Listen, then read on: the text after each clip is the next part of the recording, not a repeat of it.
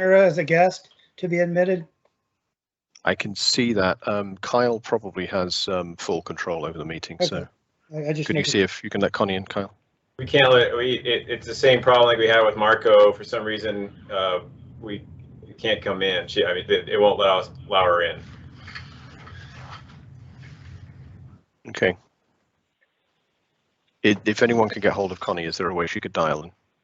Yeah, there's a dial-in phone number on the agenda too. Okay. If anyone can contact her, I'm not able to do so. Okay. We will make a start. It's so it's the Municipality of Anchorage and GBOS quarterly meeting. Girdwood Board of Supervisors, committees and subcommittees are subject to the Alaska Open Meetings Act as found in Alaska Statute 4462-310 and Anchorage Municipal Code 1.25 public meetings. Girdwood Board of Supervisors operates under the Girdwood Public Meeting Standards of Conduct. So we'll call the meeting to order at 4:07. If we do a roll call of GBOS and then uni staff. So my name is Mike Edgington, co-chair of GBOS and land use supervisor. Brianna.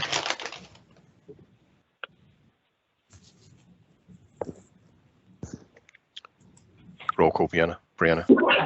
Do you have the microphone problem again? It sounds like maybe you do. I must have a microphone problem there again.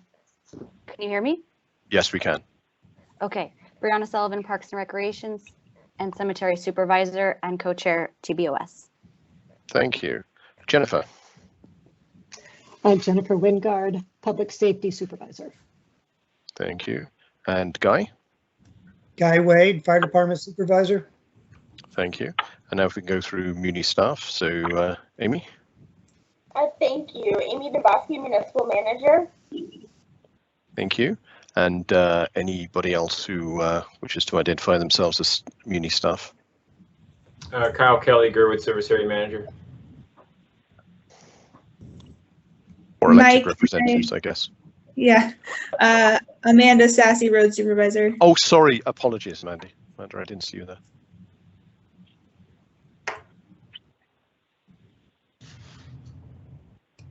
Okay. Any conflicts from anybody on GBOS side? Okay, I'm not hearing any disclosures, so we'll quickly go to agenda revisions and approvals. I hear a motion to approve today's agenda. Also move. Okay, thank you, Jennifer. Can I hear a second? I'll second. Thank you, Amanda. I think there may have been one potential amendment for to cover GVT. I don't know if anybody wants to move that. This is Brianna. I was hoping to revise the agenda to include GVT. Okay, do I hear a second? Just for the record, could you clarify what GVT is? GVT is Glacier Valley Transit in Girdwood. Thank you. Okay, we need this. Thank you very much. I think we can do a roll call vote for this. So sorry, a voice vote for this rather. So all those in favor of amending the agenda, say aye. Aye. Aye. Any against? Okay, and the agenda as amended, all those in favor? Aye. Aye. Aye. Any against? Okay. Announcements. Public is encouraged to ask questions and provide comment. Please raise your hand and wait to be acknowledged. To help discussions stay productive, please direct your comments to the board rather than other members of the public. Keep your comments focused on the business under discussion and please be respectful of everyone's opinions. We'll go straight into item number 1, introduction and welcome. We've introduced everyone from the board and from the Muni. If any members of the community want to just speak up and say why they're here, they're welcome to.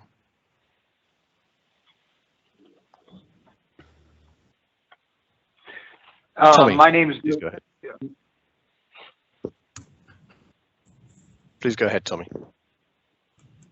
My name is Tommy O'Malley. I am the a member of the Public Safety Advisory Committee in Girdwood. I am also the chairperson of the Girdwood Cemetery Committee. Thank you. If anyone else would like to introduce themselves, you're welcome. Okay, so we'll dive into item number 2, update on Girdwood Fire Department EMS contract and the 2022 budget. Would you like to take this away? Oh, sorry, Ken. Please go ahead, Ken.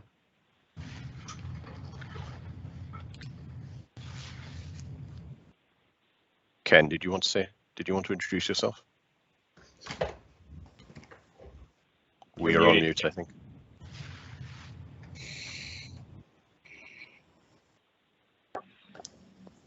We're not hearing you, Ken. Mike, this is Connie. Okay. This is Connie Yoshimura. I'm trying to get into the meeting, and we seem to be having a problem. Yeah, Kyle can probably contact you directly and deal with this slightly offline. Kyle, do you have Connie's number?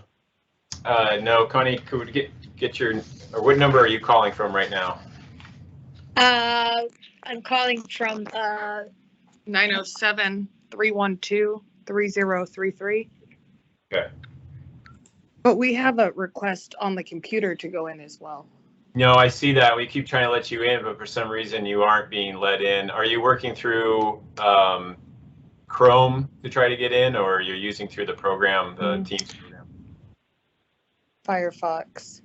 Yeah, so it has to be either, Firefox has definitely had issues getting in. If you can use a different server like Explorer or Edge, then it tends to come in. Or Chrome. Okay. Chrome. Thank you. Can I let you deal with any technical issues offline so we can continue the meeting, Kyle? Thanks. Now you have contact information. Okay, thank you. So we'll continue with item number 2, which is update on Girdwood Fire Department EMS contract. So Chief Weston, please take this for us. Good afternoon. Hi, Michelle Weston, Fire Chief with Girdwood Fire and Rescue. I just wanted to mention thank you first to the municipal manager, to Ms. Dembowski, for helping us negotiate through the end of this contract. As you know, for the past 3 years, we've been in contract negotiations with the municipality on improving the EMS funding for Girdwood, which has been basically at a stalemate for 10 years. And so really, when this new administration came in, we were able to see the contract sort of get pushed to the end. And so I'm very pleased to announce that we were able to, wow, my thing just went off. We were able to, budget issues with webcams. Anyway, we were able to get the funding for this year. So the total funding for EMS was $507,500, and we're basically nearing the very end of getting the contract signed. So I very much just want to say thank you to the municipal manager for this. Hopefully this will fund maybe a new webcam for me so I can actually participate in meetings better. Yeah, that's where we are. And then I just wanted to make sure that for 2022 that new budget amount was reflected in the EMS budget for the municipality. I know that there was, when it's sort of hard to see if it's actually sitting in there for 2022. So if we could just confirm that, yeah, that's where we are. Any questions?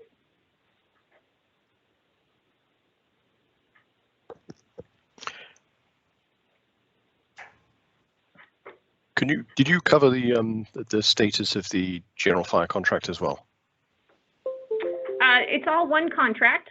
Okay. So it's all together. And then for this next year, for 2022, we saw the Engine 41 payment in there as well. And then also the additional funding for the firefighter medicals, which the GBOS had approved. Okay, so the only open question is the EMS funding for next year. Yeah, and just making sure that it's in there. And I apologize that my webcam has died a horrible death. I am on audio on the phone. Anyway, yeah, that's what that's just all we need that's left is really to confirm that funding is in there for next year.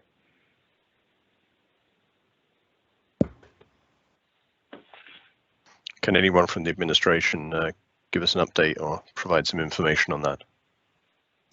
Thank you for the question. I'm going to have to just come back to that because I'm grabbing my budget book and I'm trying to look it up now, but it might take me a couple minutes to figure this out.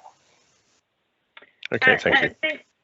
Thank you. And I did send a note. I did contact Chief Schrage this morning just to double check to see, because I was hoping I just wouldn't have to bring it up today, right? And then he suggested I talk to Marilyn, and I also sent a note to Marilyn at OMB just to confirm it. So I think it's maybe just hearing back from Marilyn that it's actually in there and reflected in the budget is just all that we need to hear. Thank you, Chief Weston. This is Amy. I'm going to zip her a note real quick and just confirm. I just don't remember off the top of my head what the funding is for the Girdwood Fire Department, but I'll find out for you. Okay, and then just a reminder to everybody, we do provide a cost-effective service down here, and our goal is to have EMS on 24/7. And so that was the part of the increase in funding too, was to make sure that we were able to have a dedicated ALS or advanced life support person on 24/7 to serve the southern part of the valley for Girdwood and Turnaganon communities.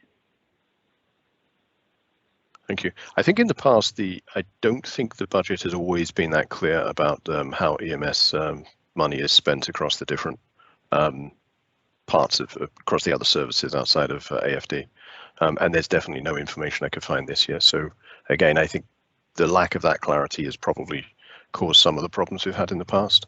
So anything that helps, and definitely any commitment to what the number should be going forward, would be extremely helpful. And again, we're so close to finishing this off, and thank you so much to the administration and Chief Schrage and the municipal manager for moving this forward and to the end of the goal line. Thank you. Any questions on this item from members of the board or anyone in the administration, or indeed anybody in the community?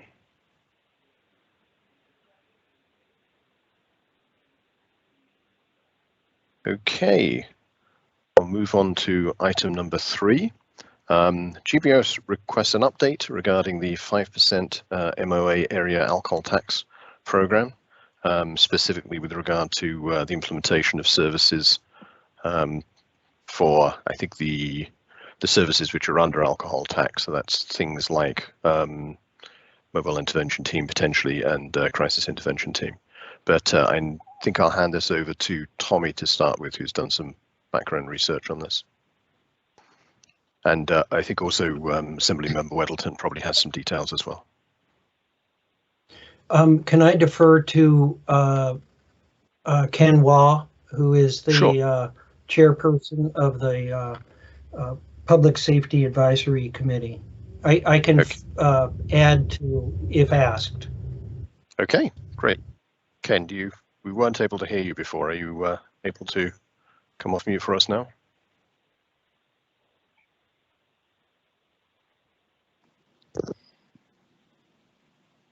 I'm not hearing you, Ken.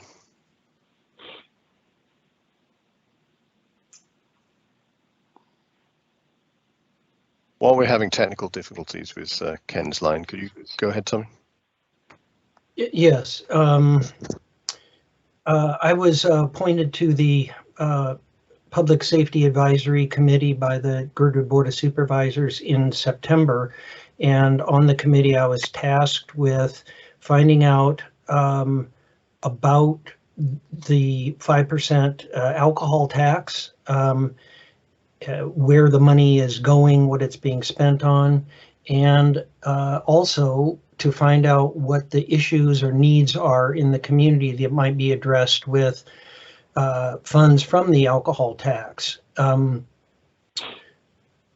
there are many, many needs, but under the purview of the Public Safety Advisory Committee, the needs that that I want to address right at this point are the needs for crisis intervention training for our police officers and for our fire department workers.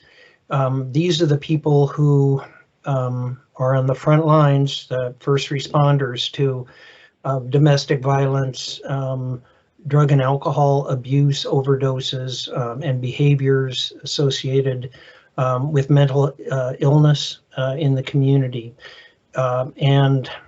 We are, I've asked both Chief Ashay what it would cost to train his people, and Chief Weston has been asked to get an idea of what the cost for training her people would be. Also, there is some concern that Girdwood might be left out of this money. The perception, that's what the perception is, even though Girdwood does pay into the alcohol tax. The Treasury Department hasn't been able to discern how much money Girdwood is contributing.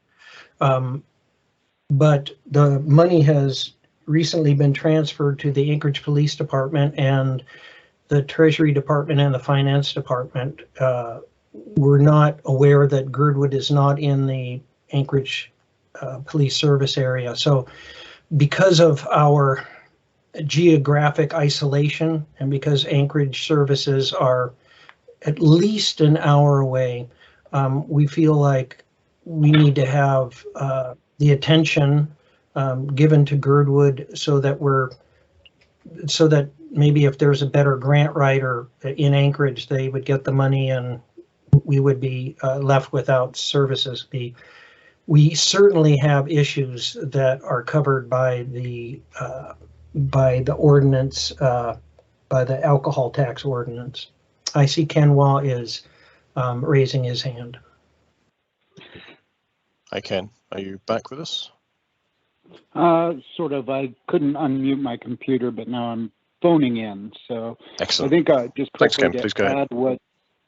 Oh, thank you.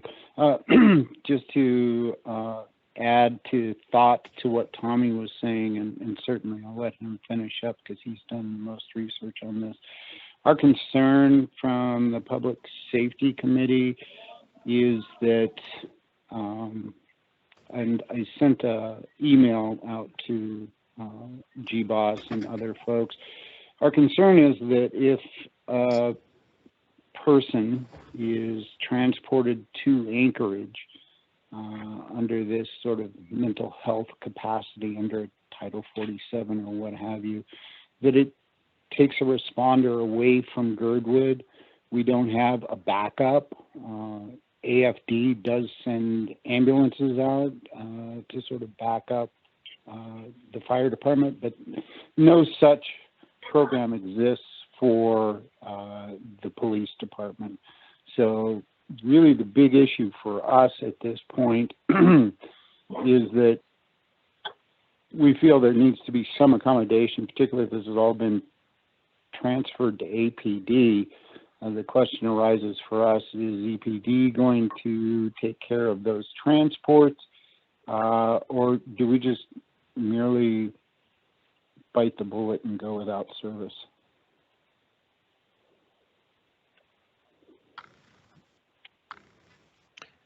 Thanks, Ken. Did you want to add anything, Tommy?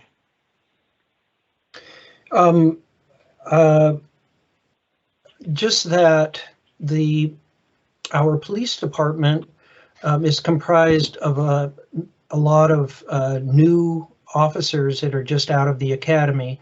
They have 8 hours of crisis intervention training. And in speaking with the individual officers, they don't feel that they have been adequately trained to deal with some of the mental health issues that they are facing. And in speaking with parents of adult children with mental health issues, they are frustrated that their adult children are not treated as compassionately or as appropriately as they might be if there was better training. We have an opportunity here in Girdwood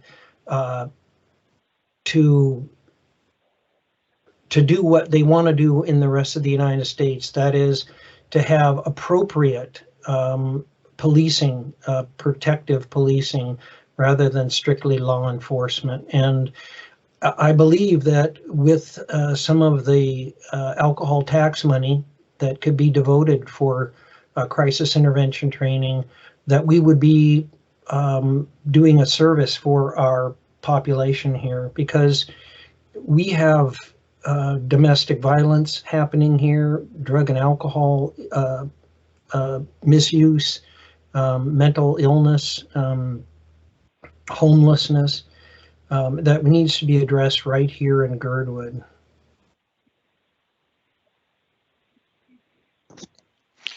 Thank you. So I guess the question is, how do we make sure those funds are spread across the municipality in a way that reflects needs? And I wondered if the administration could speak to that for us.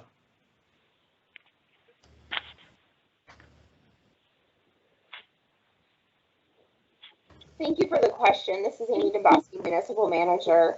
The appropriation of the alcohol funds is really a function of the Assembly through their appropriation mechanisms. And I wasn't here when it first came into being, but I was hoping maybe Assemblymember Weddleton could shed some light on some previous discussions about how maybe the Assembly had thought about approaching that to ensure that there's, equity between the Girdwood community and the rest of Anchorage.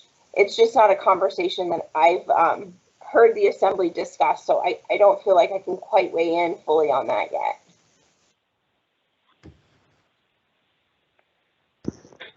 We have two Assembly members on. Would either of you like to respond?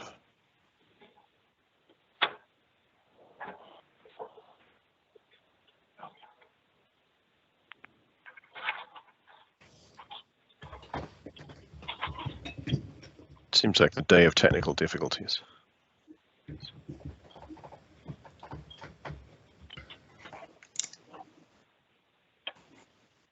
Suzanne. Hi, Mike. I was pausing, thank you, because it looked like John was speaking.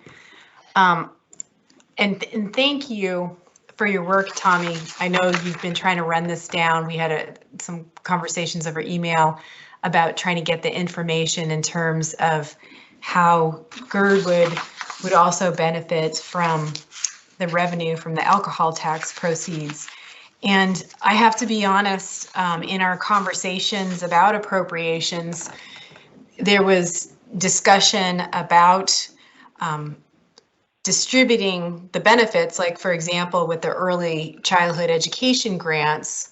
But as you're speaking, I have to say I don't think there was any, there wasn't a particular plan in terms of how are those delivered to Girdwood and Eagle River specifically. So that's an area I definitely want to follow up on, because the early education and pre-K and child abuse related grants towards ACEs support is something that, definitely.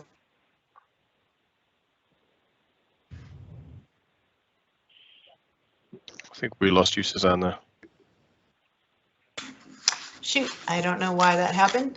I don't know where I cut out, but I was just saying that those grants need to be available to residents in Girdwood as well. So that distribution definitely needs to be addressed. And I don't know what the status is when it comes to like the pre-K and the ACEs related grants. That's something that is with the health department, and some of those I know didn't get out as fast as we were hoping last year, what with other COVID grants and everything too in the mix. So that's something that I'm going to follow up on.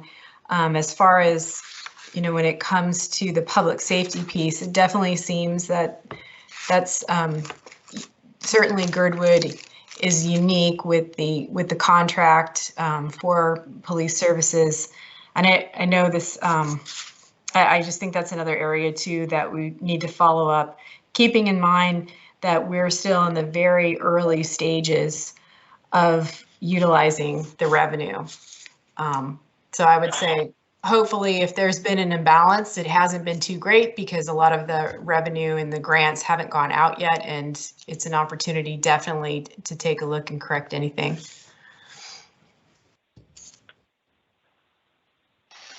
Thank you. I think John just sent me a message saying he appeared to be still muted perhaps at the Teams level. I don't know if you can. Can you hear me now?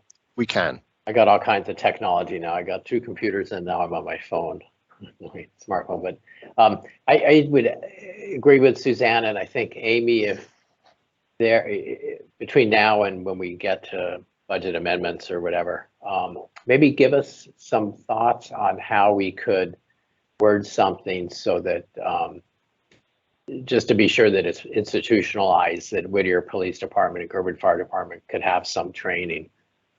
I don't know how that would be. Could be a handshake, or it could just be something in there to clarify that that should be included.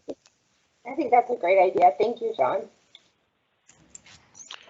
I think there are some concerns as well of if, particularly with the police department, because the police department basically covers the whole of the municipality, within their service area, plus the Turnagain Arms service area, but does not include Girdwood.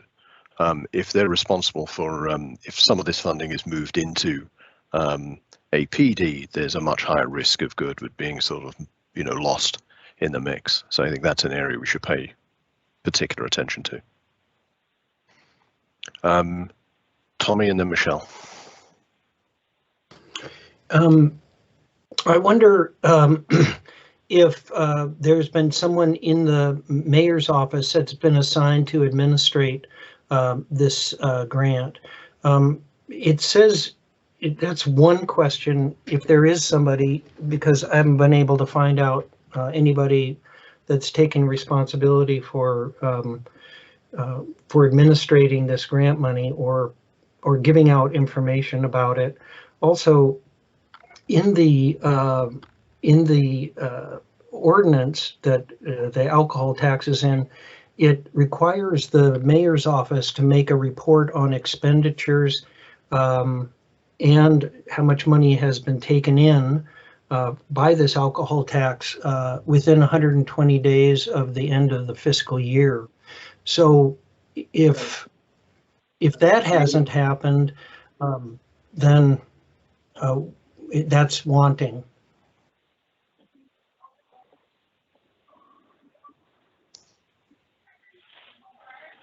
I would say, Tommy, this is the first year for the alcohol tax, so that would be sometime next spring for that first report.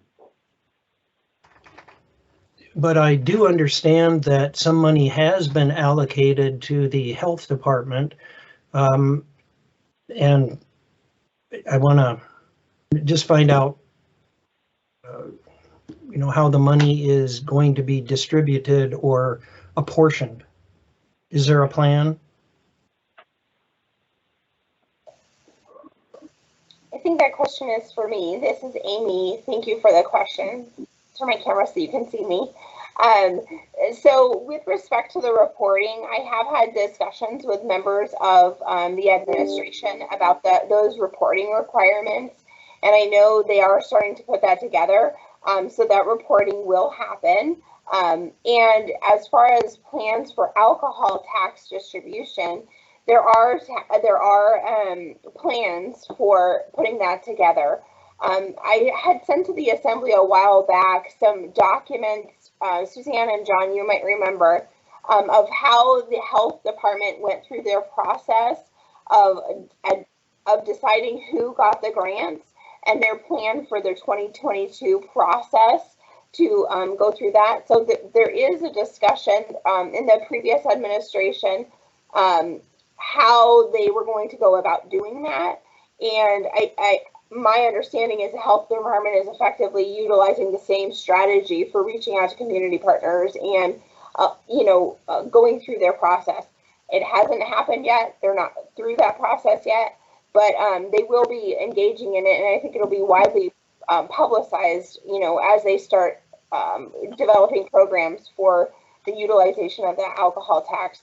If it would be helpful, I'd be happy to send that information to the Board of Supervisors so you can see the same information that I sent the Assembly on the alcohol tax a while back. I feel that would be helpful. Thank you. Chief Weston. Hi there. I just wanted to just put in, as the people that are on the front lines, often and sometimes more often than Whittier Police, oftentimes when we respond to people that are having behavioral health emergencies or are trying to threaten themselves or other people, oftentimes, you know, we're waiting for Whittier to show up, and sometimes that can be 35, 45 minutes. And so that's a pretty tense time. So any assistance we can get from any resources that APD has, I would welcome that. And in terms of also, you know, being able to transport people that maybe aren't really a EMS patient, but maybe are more better police transport, I would really welcome that. And then, you know, besides all of the normal behavioral health issues that we have in Girdwood, and alcohol issues and domestic violence and all the normal things that you find in a community, I just wanted to remember to tell everybody that, hey, we're kind of like Vegas of the North here. So, and in terms of Vegas of the North, we are a place that a lot of Anchorage residents do go to come down to party. And so we do see a lot more drug and alcohol-esque injuries and sort of results of, you know, people who might make bad choices after they've had a lot of alcohol or drugs. And so along with that, anything we can do to sort of mitigate and have them have a positive Vegas-like experience in Girdwood, I'd say is good. So, you know, along those lines, anecdotally, when we put in free bus transport to people, I think we saw a lot less people drinking and driving in the community. So just to think about along those lines of, think of us as a resort, a mountain resort community, and have things for us that are available to assist people in having a good positive experience and also the residents safe at the same time. Thank you. Thank you. I see there's a comment from the municipal manager as well in chat. Could you just speak to that directly so we have it in the record? Absolutely. Thank you. This is Amy Dembowski. Thank you. So I will also speak with Chief McCoy to see if there's training opportunities that Girdwood, whether it's police or fire, can leverage with APD for those individuals in mental health crisis. I think the Anchorage Police Department has the mobile intervention team, which they do quite a bit of training with. So that may be an opportunity to just partner and get that training to first responders in Girdwood. So I will double check with Chief McCoy on that for you. Thank you. Any other comments or questions from the board or municipal staff or members of the community?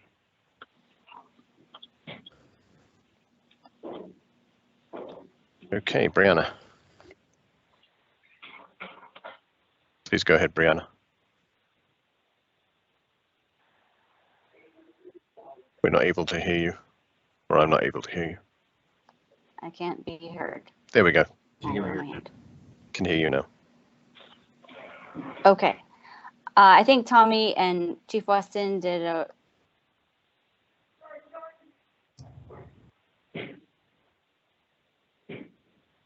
I think we've lost you again. Okay, we'll come back to you, Brianna. Tommy, did you have another comment? My name is Tommy O'Malley. I'm a resident in Girdwood. I'd like to speak beyond my capacity as beyond my position as a member of the Public Service, Public Safety Advisory Committee. In my research, I discovered a lot of needs in the community that are outside the purview of the Public Safety Committee. Mental health issues are dealt with by the health clinic after the first crisis is over.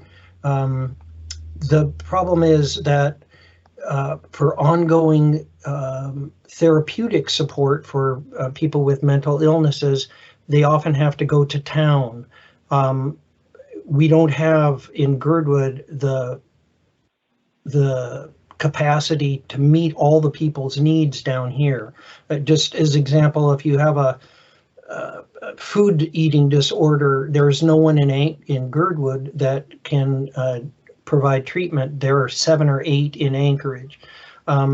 So that's an issue. The church down here is dealing with domestic violence. Their number is on flyers around Girdwood, and they are just as a charitable organization, they are dealing with issues of homelessness.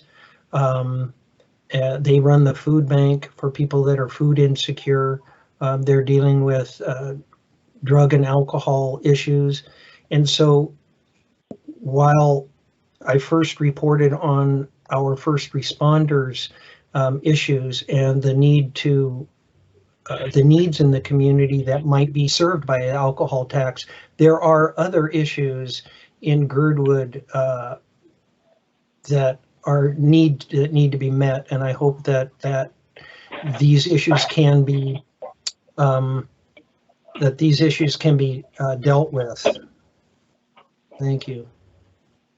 Thanks, Tommy. I'm very aware of time. We have relatively limited time, and we've still got several items to cover. So I think we obviously have promise of specific reaction and response to these questions, and we will follow up. But let's move on to item number 4, which is to discuss numerous HLB items. I don't know if we have anybody from Heritage Land Bank here. I know it's a period of transition somewhat for the real estate department. Do you know if anyone is? I don't see anyone available. I don't know if you are able to speak to that, Amy. So we have. Unfortunately, I don't see anyone on, and I don't think I can adequately do justice to the topic for Heritage Land Bank items. So I'm sorry, I can't comment on it right now. Okay. Just to cover them very briefly, we had a couple of issues about the industrial park, but I know there was some action going to be taken by the HLB Advisory Commission, and that meeting was cancelled. So maybe we have a little bit more time before before it needs to be discussed. And the other issue was just progress on the Girdwood Residential 2021 project at Holton Hills. And I know we do have some representatives of that group on the line. I just wonder if I can invite you just to say 1 or 2 brief things about the status of the project, where it stands currently, Connie.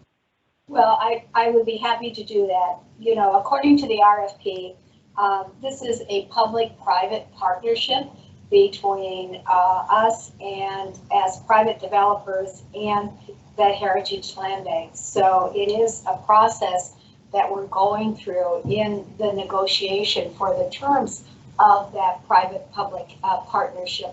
I guess what I would like to say is I hope that when we are able to present our site plan for phase 1, I hope that you will all be surprised and pleased because it's very innovative. It is mixed density under a planned unit development with a conditional use. So some of you may not be familiar with all of those initials, but we are very hopeful that we will be able to meet a variety of housing needs.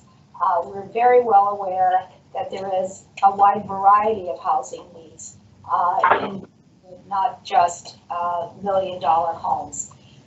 So we are in that process with negotiations with Heritage Land Bank. We will, for Heritage Land Bank to sell a property, even though it may be on terms or subordination, it does have to go to the assembly for approval, which does require an appraisal. So we are all working towards a purchase and sale agreement, terms to be agreed upon, ordering an appraisal. And in order to accomplish all of that, we also have to have a very specific survey of the property that we were designated as the developer from the RFP. So it's quite a process, but we're working our way.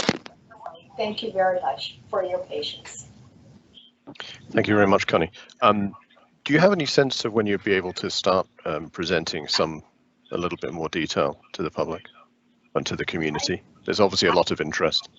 Right, I would like to do that as soon as possible. We are still working on a couple of internal items, but I do meet with Heritage Land Bank on Wednesdays at 11 o'clock, and I also ask, I know there is an Imagine Girdwood committee meeting on Wednesday.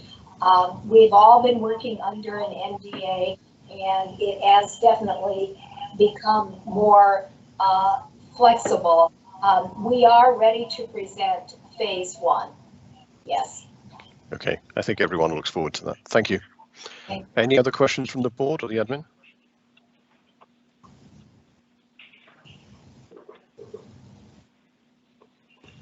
Okay, I'm not seeing anyone with their hands up, so we will move on to item number 5, which is the Girdwood Cemetery project, and specifically questions around the bonding for Girdwood Cemetery in 2022. Kyle, were you able to speak to this? And there's some noise on the phones, unfortunately. Yes, I can briefly speak to it, and Tommy wants to give an update as well as being the chair of the cemetery committee. He can, but Tommy's been carrying the most of the water on this recently. Where from the Girdwood service area, the feasibility study was completed. It was determined the location suitable for a cemetery to be built. And then since then, Tommy's been working with the Eagle River community on the approach of both communities, basically developing pocket cemeteries, neighborhood cemeteries, as both communities are desire to have local cemeteries associated with their community. And it sounds like they've been going through the same process that Girdwood went through, a feasibility study. They have narrowed down to a site that is suitable for building a cemetery. And the idea was to bond the projects together along with improvements for the Anchorage Cemetery into one large bond package, and go that route to raise the funds to build the cemetery, and then put it all under the Anchorage Cemetery Department, which is part of Parks and Rec now, to manage in perpetuity. And so at this point in time, I think Eagle River is still going through their process of development, and the goal would be hopefully the bond this spring, but Tommy may have a better idea about that as he's been more in touch with it recently. So Tommy, I'll hand it over to you. Thank you. I spoke with Tom Lee, who is the point person for the Eagle River Cemetery today. He believes that Eagle River would like to pay for their own cemetery and not bond, but accrue taxes for 10 years until they have enough money to build a cemetery there. This breaks with the plan to pay for all the 3 cemeteries at once. A little bit of background is that in 4.5 years, our cemetery, our only municipal cemetery, will reach the end of its life, and there won't be room for public burials there anymore.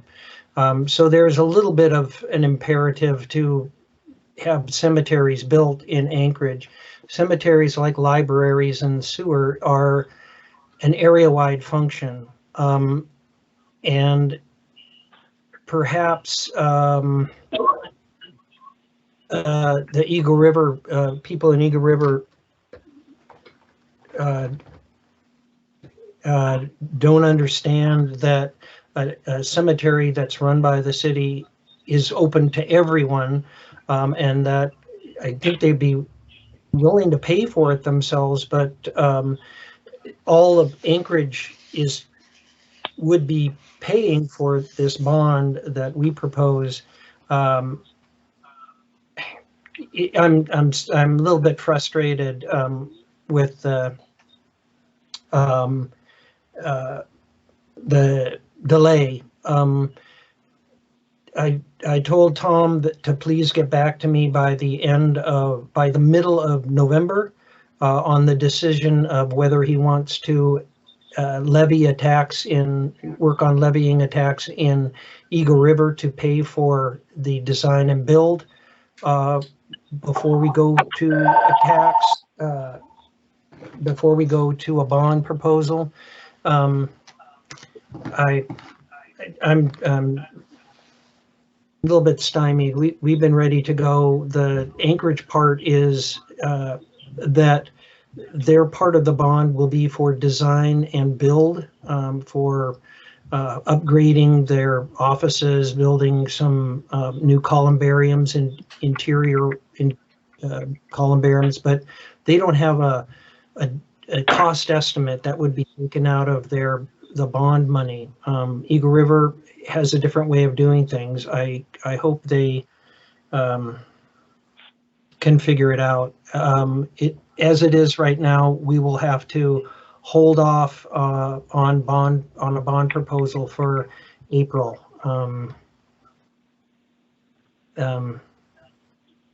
Yeah. Any questions about that?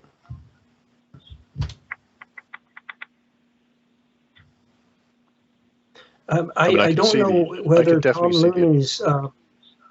Yes, I don't know whether Tom Looney's perception of what Eagle River people feel about paying for their own cemetery or not wanting to bond for a cemetery is held by everybody in Eagle River. I know that people there want to have a cemetery in their part of town. They understand that anybody will be able to be buried there, but they want there's a movement to have a cemetery in that part of town.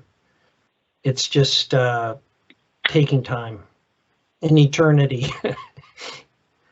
so to speak. It is an area full of ponds. I'm sorry Thanks, Tommy. to not have cheery information for you.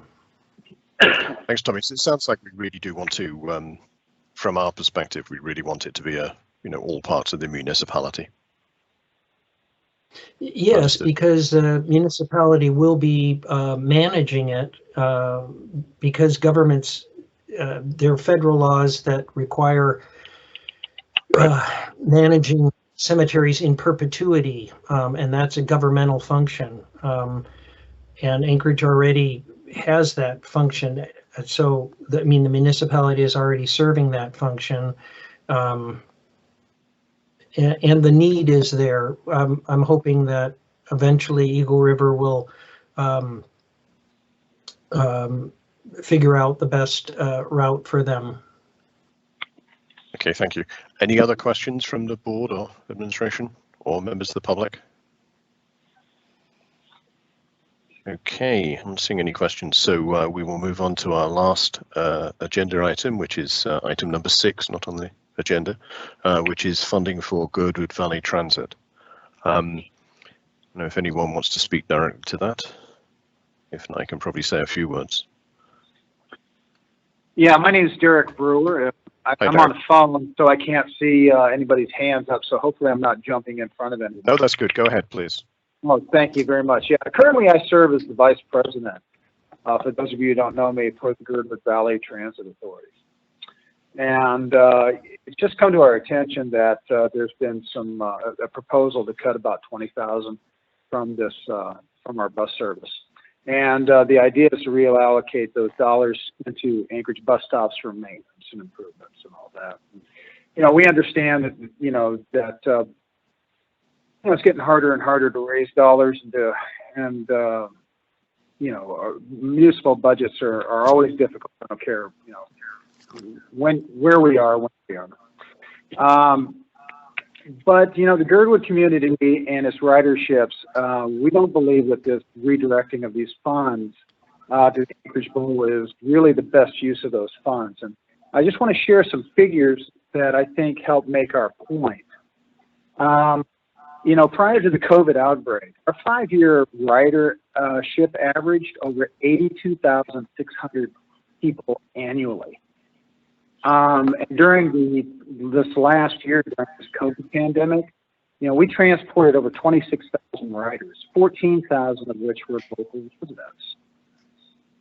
Our current numbers are showing a steady rebound of riders, so that means that people are looking to our service and they're wanting to ride the service to pre-pandemic levels with a goal of reaching our normal ridership, hopefully within a year or two. And over 50% of our annual riderships are local riders, which have destinations to our local businesses, such as the Park Safeway, the Alaska Resort, post office, the health clinic, and we have all the businesses through, including the Girdwood Mall. And the rest of our riderships are visitors and vacationers who relied on GVT to assist with our transportation throughout the valley and into our local businesses.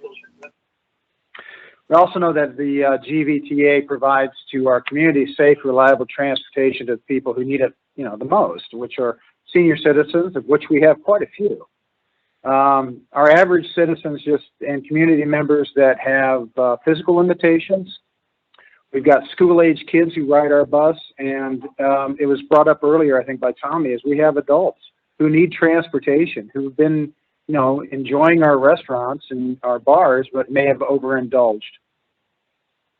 We'd like to summarize by saying that the Girdwood Valley Transit Authority is, this bus service has become an integral piece of our Girdwood community.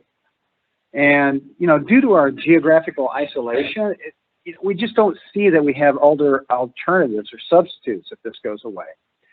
We seek your continued future financial support to provide safe transportation to our community and businesses. So we'd just like to thank you for your reconsideration. Thanks, Derek. Thank you. And I wonder if there's any response from the administration. Thank you for the question. This is Amy Dabowski. The gentleman speaking, he did accurately reflect the proposed 2022 budget. As far as the process goes, we will be very happy to work with and discuss and with the assembly and the assembly members from the area. If they bring forward a budget amendment, it will be something that we will be happy to discuss. Thank you. Okay, I see, Tommy, you have your hand up. And again, I'd be interested in any comments from the Assembly members on this topic, if they're able to. Do you want to go ahead, Tommy? Yeah, one of the things that I discovered in my investigation of issues relating to the alcohol tax, and was that, again, people, when they get past the crisis, mental health crisis, the next crisis is that they're not able to access mental health services because the mental health services are in Anchorage. And an innovative idea was to use some of the tax money to use the Glacier Valley Transit to run trips into town for people who don't have cars. We don't have cabs here. We don't have Uber here. So that a limited, once a day back and forth to Anchorage would allow people to access mental health services, drug and alcohol treatment, other kinds of diversion treatment in Anchorage. So I'd like to forward that idea that's been brought up to use the Glacier Valley Transit to help with some of these issues by extending their service, not cutting it back. Thank you. Thanks, Tommy. I just wondered if either our Assembly members would be able to make a comment to the suggestion from the municipal manager that this is Assembly can solve all our problems for us. Well, we'll see. We go forward as 2 of 11, but in the past, other members have understood the importance and fairness of a fairly small contribution to GVT. So Suzanne and I are definitely on that, and we'll talk with Amy and Mr. Frisk, the CFO, about ways to do that, and Miss Acton with People Mover. Okay, thank you. Any other comments from the board or administration or assembly members or community members? Just that I agree with what John said, Mike. Thank you. Thank you, Suzanne. Okay, I think we've reached the end of our regular agenda. So we just have to do public comment, or we welcome public comment. Persons offering public comment must state their full name and address. Public comment is limited 3 minutes per person. Must be on subjects not listed on the agenda. Would anyone like to make a public comment?